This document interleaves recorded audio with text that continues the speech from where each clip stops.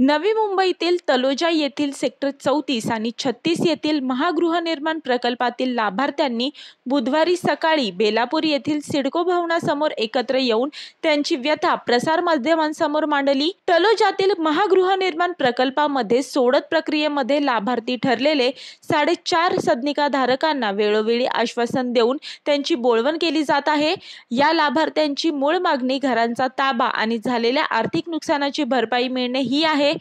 रामनवमी सार्वजनिक सुट्टीच्या दिवशी सिडको भवन बंद असताना अचानक झालेल्या गर्दीमुळे सिडकोत नेमके काय चालले आहे याची चर्चा परिसरात होती। सिडको महामंडळाने अल्प उत्पन्न गट आणि आर्थिकदृष्ट्या दुर्बल घटकांसाठी 2019 ला तलोजा वसाहतीमधील सेक्टर 34 आणि 36 मधील भूखंडांवर 7,905 घरांचा महागृहनिर्माण प्रकल्पासाठी सोडत जाहीर केली होती। यामध्ये लाभार्थ्यांची निवड झाली, मात्र लाभार्थ्यांकडून सर्व रक्कम घेऊनही घरांचा ताबा सिडको मंडळाने न दिल्याने सदनिकाधार संतापले आहेत। ताबा न मिळाल्याने बँकेकडून घेतलेल्या कर्जाचे हप्ते आणि सध्या राहत असलेल्या घराचे घरभाडे अशा अवाजवी खर्चाच्या कचाट्यात हे लाभार्थी अडकले आहेत। फेब्रुवारी महिन्यात मावळचे खासदार श्रीरंग बारणे यांनी सिडको महामंडळाच्या तत्कालीन व्यवस्थापकीय संचालकांसोबत बैठक घेतली होती। या बैठकीमध्ये लाभार्थ्यांचे नुकसान भरपाईचा प्रस्ताव बनवण्याचे सिडकोने मान्य केल्याची माहिती खासदार बारणे यांनी दिली होती, परंतु त्यानंतर सिडकोचे व्यवस्थापकीय संचालकांची बदली झाली।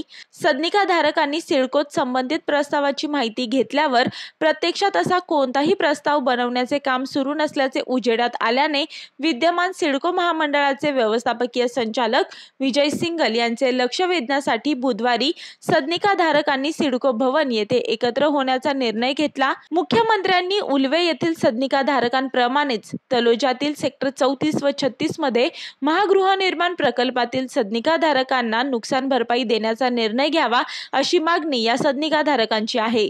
सध्या हे लाभार्थी हवालदिल झाले असून त्यातील एका लाभार्थ्याने चिंतेच्या भरात आत्महत्या करण्याच्या मानसिकतेमध्ये असल्याचे पत्र सिडकोचे व्यवस्थापकीय संचालकांना लिहिले आहे।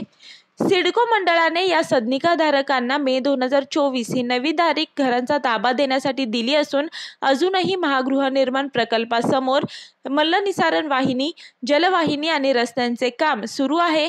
घरांचा ताबा मिळण्यासाठी अजून 43 दिवस शिल्लक असल्याने ही कामे तातडीने करावीत आणि नुकसान भरपाई सिडकोने द्यावी अशी मागणी सदनिकाधारकांकडून होत आहे।